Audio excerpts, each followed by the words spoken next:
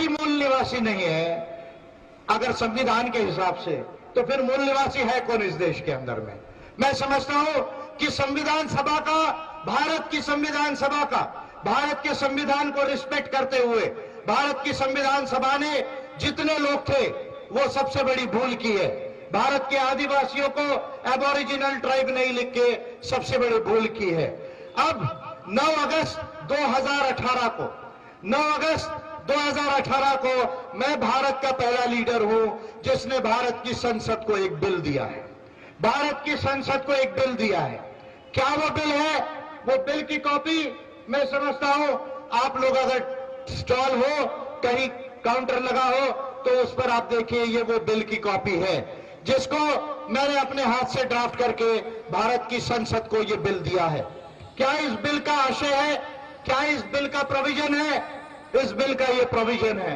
2 महत्वपूर्ण बातें बताता हूं और देश के आदिवासी इस बात को अच्छे से समझ जाए। अगर भारत के आदिवासी इस बात को समझ जाए और अगर अम्बेडकराइट पार्टी ऑफ इंडिया को अगर वो अपनी पार्टी मानकर अगर वोट करे, तो मैं दावे से कहता हूं कि भारत के अंदर में ये बात होने से कोई रोक नहीं पाएगा। क्या वो बातें हैं जो मैंने बोली है?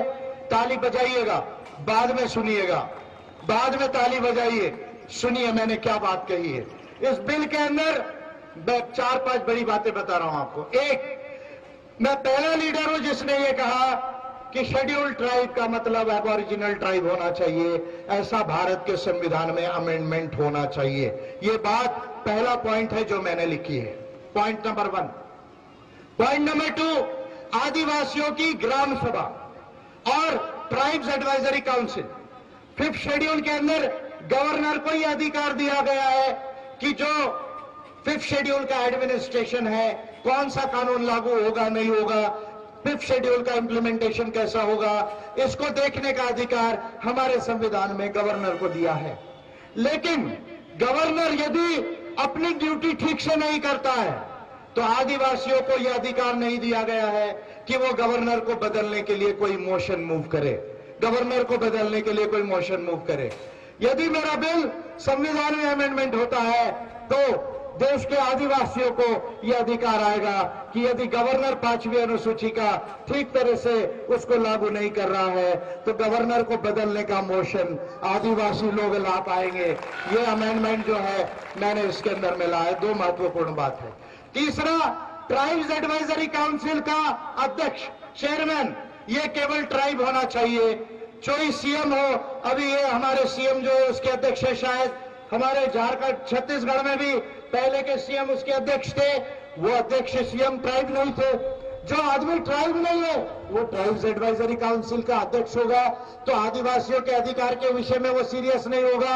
मैंने इस बिल में कहा है कि ट्राइब्स एडवाइजरी काउंसिल का चेयरमैन यानी अध्यक्ष ये केवल आदिवासी एमएलए होना चाहिए या मिनिस्टर होना चाहिए, कोई भी चीफ मिनिस्टर नहीं होना चाहिए। ये महत्वपूर्ण बात है।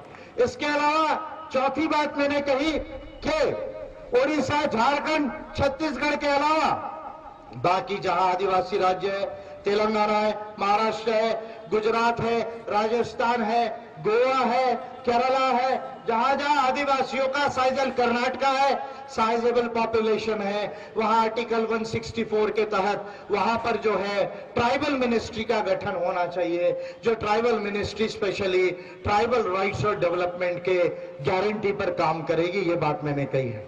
पांचवी चीज मैंने ये कही है कि पेशा लॉ के तहत यदि कोई भी अमेंडमेंट करना है तो नेशनल शेड्यूल्ड ट्राइब्स कमीशन और ह्यूमन राइट्स कमीशन और parliamentary committee on human rights के अनुमति के बगैर ये 5th शेड्यूल और 6th शेड्यूल में अमेंडमेंट नहीं होना चाहिए।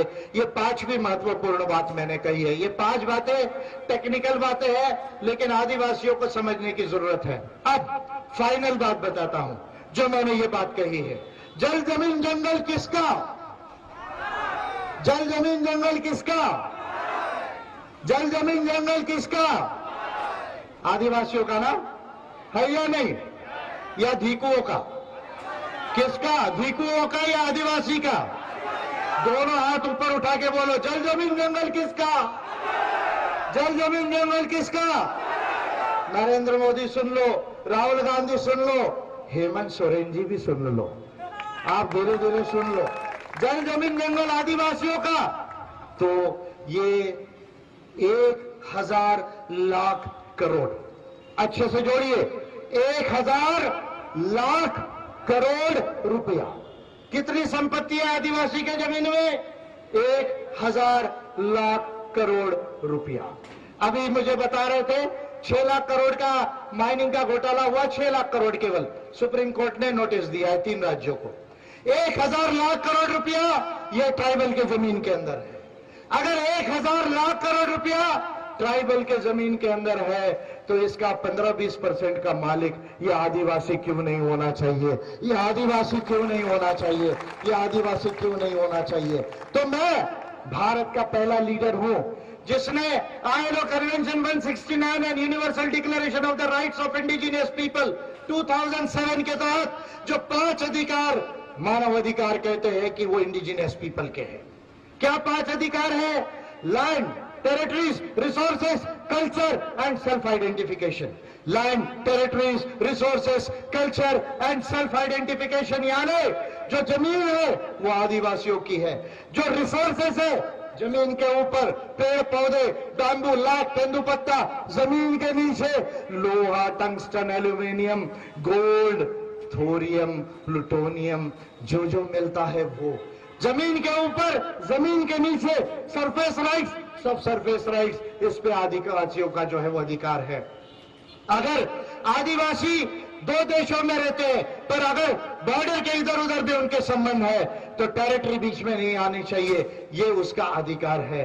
और कल्चर, वो क्या कल्चर को मानता है? सरना को मानता है या और क्या मानता है, या कोयापुनम को मानता है, ये उसको अधिकार है। वो खुद को आइडेंटिटी खुद को इंडिजिनियस करके बोल सकता है, मूल निवासी बोल सकता है।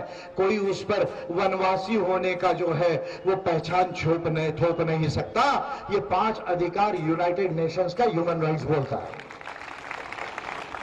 दुनिया भर में ये राइट्स है, दुनिया भर में ये राइट्स है। भारत का संविधान बनने के पहले कनाडा के कॉन्स्टिट्यूशन और न्यूजीलैंड के कॉन्स्टिट्यूशन में 1763 एंड 1840 ट्रीटी ऑफ वाइटांगी न्यूजीलैंड और रॉयल प्रोक्लेमेशन 1763, भारत के संविधान के पहले न्यूजीलैंड और कनाडा के संविधान में, 2 संविधानों में अबोरिजिनल ट्राइब्स लिखा हुआ था।